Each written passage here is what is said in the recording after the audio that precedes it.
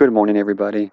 I just wanted to make a quick video here, something I've been thinking about throughout the night. I was up probably from about 2 a.m. to 5 a.m., just kind of pondering some thoughts and going before the Lord in prayer. And I just wanted to share some of the thoughts I had with you guys, and hopefully by preaching to myself, that it helps you too, because this is more convicting to me. I'm not preaching to you. This is something that's convicted me, and I just figured I would share it with you and hope that it helps.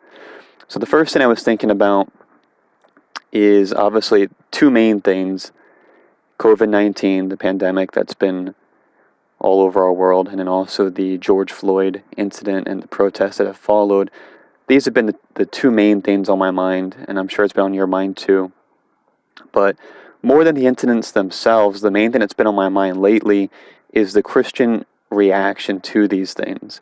And when I say that, what I mean is I've been seeing a lot of hatred and negative posts on Facebook. I mean, what have you. I even saw a vehicle the other day that drove by, and they had F Governor Wolf spray painted on their vehicle, and just a lot of different things like that.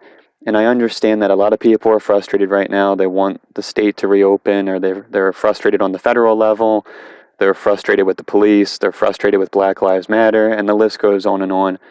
And what I would like to do is encourage you to spend more time in prayer for these people, rather than just posting on social media about how much you dislike them or how much they're doing a horrible job or whatever it is. Spend more time in prayer. Romans 13, I was reading that this morning, talks about our governing authorities and how they were appointed by God and they're servants of God.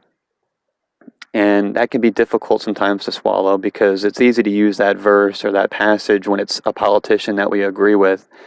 But Romans 13 wasn't written for a specific political party or specific politicians that we agree with. It's the government as a whole, whether we like them or not. That is our responsibility as believers, is to submit to them and respect them, whether we like them or not.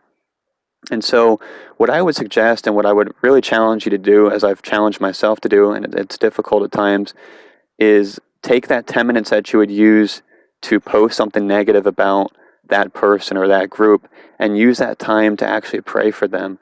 Because if you were to put it on a scale, and this is for you to do on your own, obviously, and examine your own life, but if you were to put on a scale how much time you pray for them versus how much time you talk negative about them or post negative about them, what would your scale look like?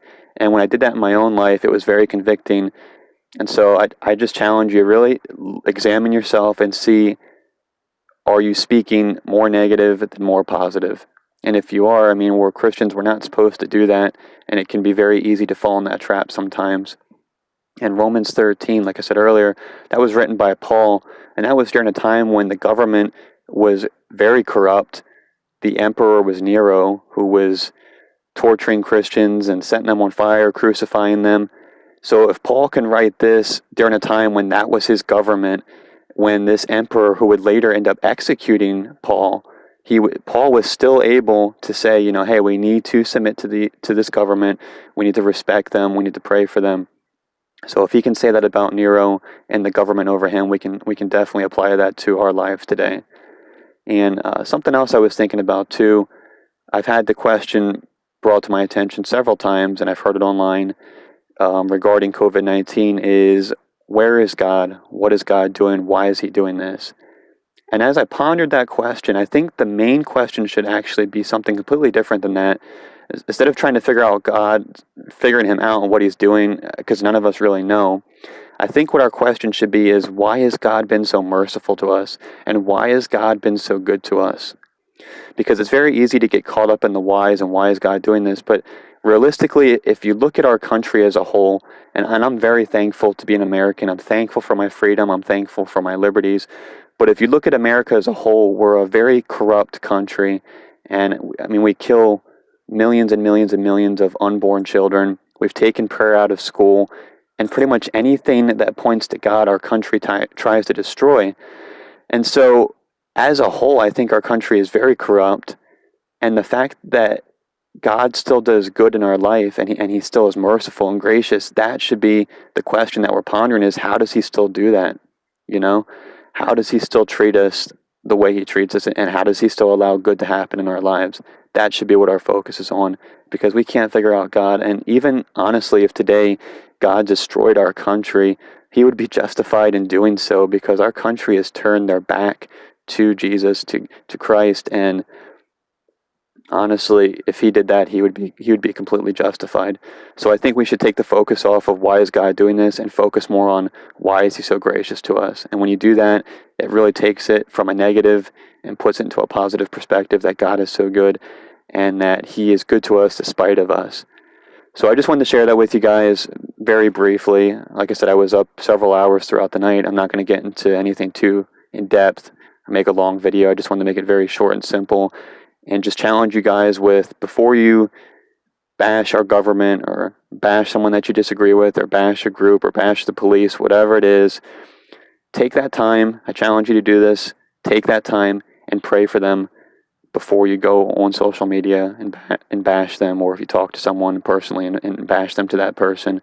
Just take that time, pray for them, and really seek God's face during this time. I've gotten very close to God during this time, more than ever in my whole life. Just really seeking God's face during this time.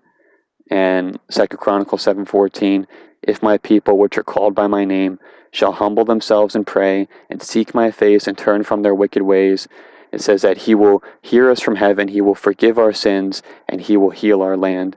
And I think we all can agree that our land needs a lot of healing right now. So I hope this encourages you and convicts you too, like it did me. I hope you guys have a great day. May blessings be upon you. And let's go out in this world today, be a light, and let's go serve our King. God bless.